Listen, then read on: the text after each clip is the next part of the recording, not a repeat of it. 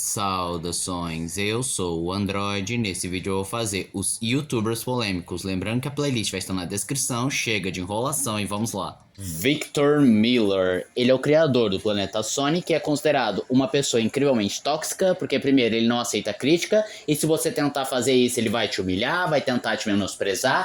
Ele tem um ego inflável, já teve comportamentos que foram considerados preconceituosos, ameaçou a vida da mulher do Gabs. Ele também já chegou a extorquir crianças, fazendo que usasse os cartões de crédito dos pais para poder dar dinheiro para ele. E o caso mais conhecido foi quando um anônimo fez uma piada que ele não gostou nem um pouco, ele menosprezou, fez a comunidade atacar e derrubar esse anônimo. E ele também é extremamente conhecido por processar aqueles que falam mal dele ou tecem alguma crítica sobre. Vanessa Mendes, certa vez ela fez um vídeo que era gay versus homem e que era repleto de estereótipos, o que foi duramente criticado, considerando que foi homofóbico, e quando ela foi responder às críticas do Luba, ela acabou dizendo que era apenas humor, estava na sua liberdade de expressão, não tinha interesse de falar de sexualidade, mas o estrago já estava feito.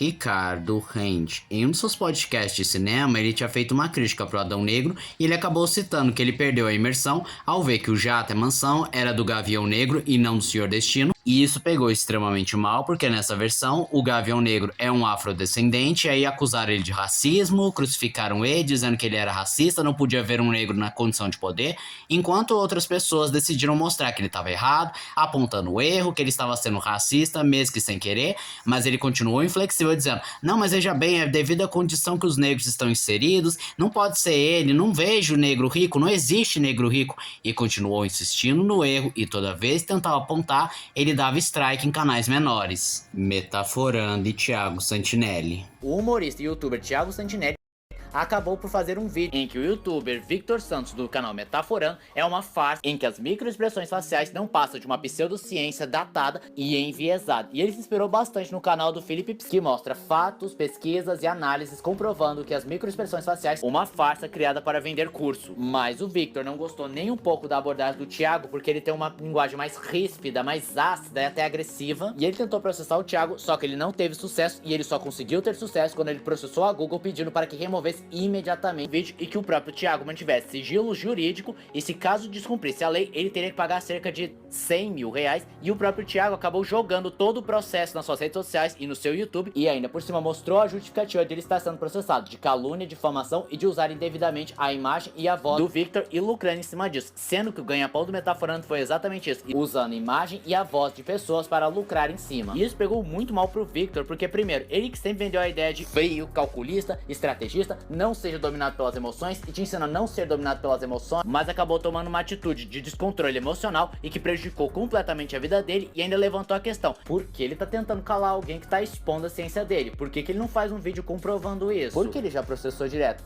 Tem coisa errada aí, né? Só que mais recentemente o Victor quebrou o silêncio, revelando que há muito tempo o Santinelli tava enchendo o saco dele e ele foi tentando ignorar até que chegou um ponto que não deu mais, aí sim ele processou, aí o Santinelli disse que ele processou ele direto.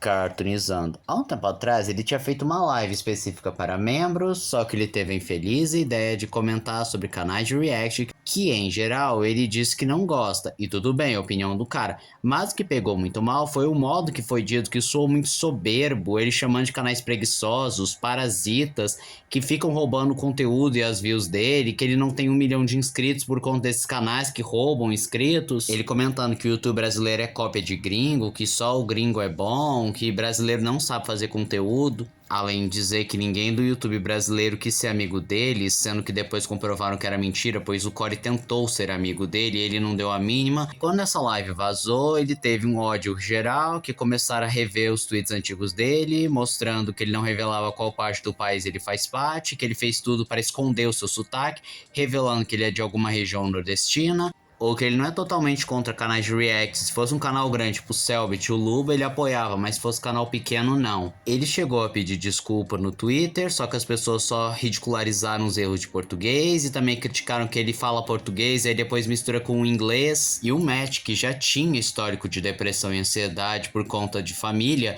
acabou quase tirando a própria vida, que por muito pouco não morreu, pois o Corey e outras pessoas perceberam alguns sinais, avisaram para o pai do Matt, que conseguiu levar ele imediatamente para o hospital e ele ficou um tempão longe do YouTube mas de pouco em pouco ele foi voltando.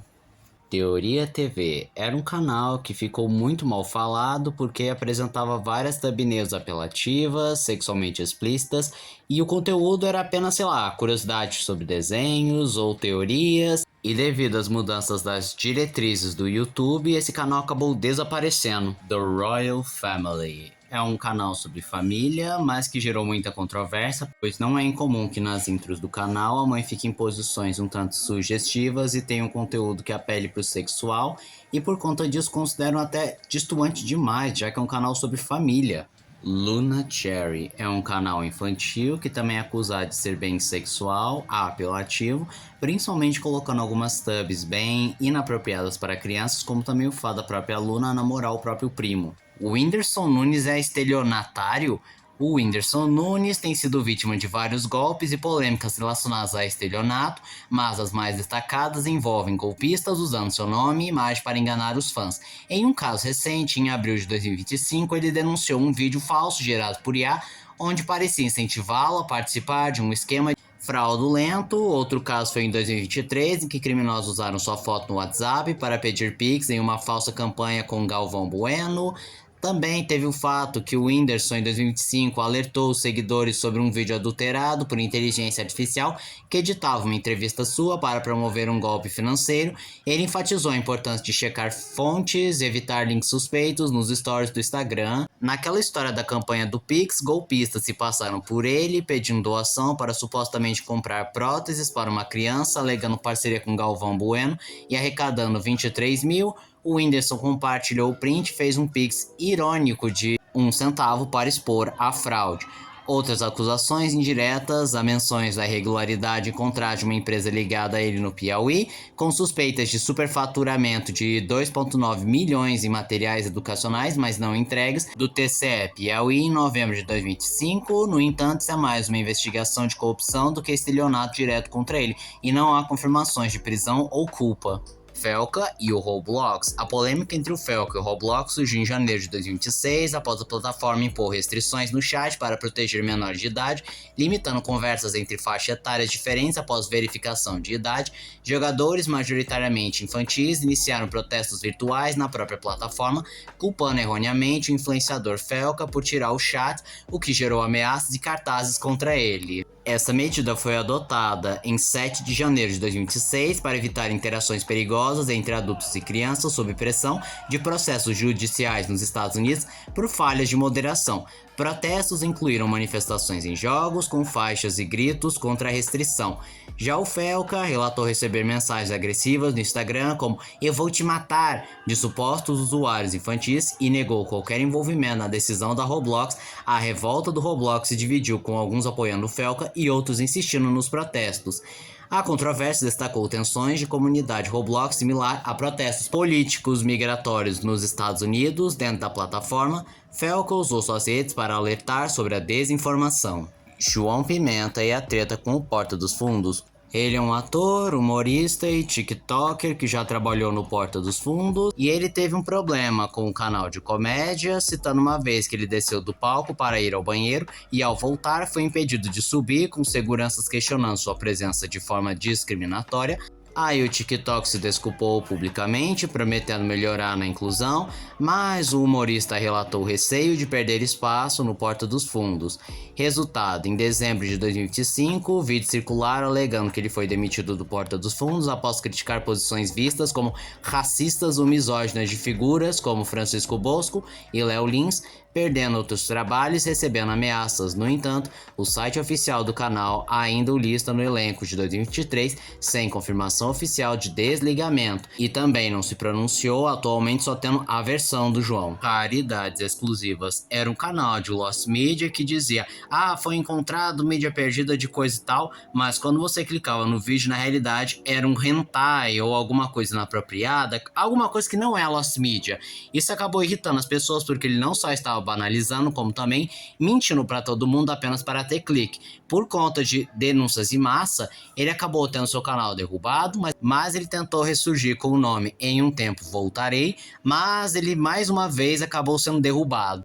Sam Pepper. Eu já citei antigamente, lá nas primeiras partes de youtubers polêmicos, a polêmica do Sam Pepper. Mas em outubro de 2025, ele se envolveu numa nova polêmica, em que ele estava na Índia durante a celebração do Diwali, em Nova Delhi. Ele estava transmitindo ao vivo e atirou fogos de artifício, tipo vela romana, em direção ao grupo de pessoas, atingindo acidentalmente o olho esquerdo de uma menina de apenas 8 anos de idade.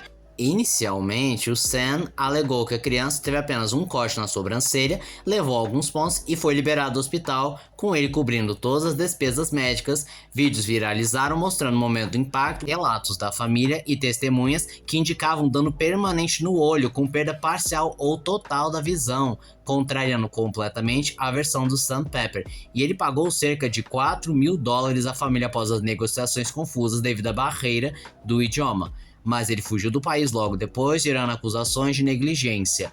As plataformas de streaming KickPub Fan baniram Pepper permanentemente poucas horas após o vídeo viralizar. Ele se desculpou publicamente no seu Twitter X, chamando o ato de estúpido e expressando arrependimento, mas a polêmica continuou em vídeos brasileiros de criadores de conteúdo, destacando a gravidade para o público local. Não há atualizações recentes sobre processos judiciais ou recuperação da menina em fevereiro de 2026. Max Panavo era um youtuber brasileiro que foi lutar na guerra da Ucrânia com a Rússia, e ele se destacou na plataforma porque ele registrava seu dia a dia e dizia que esse era o melhor trabalho do mundo, mas o que muita gente não esperava era descobrir seu passado macabro, que ele assassinou seu irmão a tiros e fugiu para a Ucrânia para não ser punido.